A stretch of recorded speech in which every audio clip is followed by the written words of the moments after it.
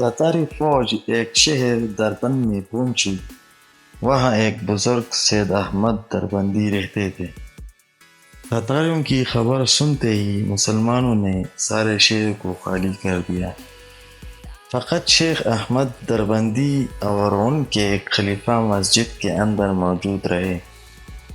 تاتاری شہزادے نے کہا کہ جاؤ پتہ کرو کہ کوئی انسان اس شہر کے اندر موجود ہے یا نہیں۔ بتایا گیا کہ 2 بندے مسجد کے اندر بیٹھے ہوئے ہیں۔ اس نے کہا کہ گرفتار کر کے اور بیڑیاں پہنا کر میرے سامنے پیش کرو۔ حکم کے مطابق ان کو گرفتار کر کے شہزادے کے سامنے پیش کیا گیا۔ تاتاری شہزادے نے پوچھا، کیا تمہیں معلوم نہیں تھا کہ میں آ رہا ہوں؟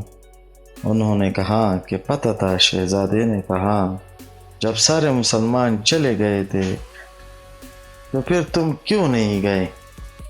انہوں نے فرمایا کہ ہم اپنے پروردگار کے گھر میں بیٹھے ہوئے تھے اور اس گھر سے ہمیں کوئی نہیں نکال سکتا۔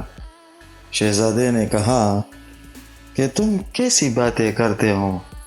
ہم نے تمہیں نکالا، ہم نے تمہیں بیڑیاں پہنائی اور ہم نے تمہیں مجرم کی طرح سامنے کھڑا کر دیا ہے۔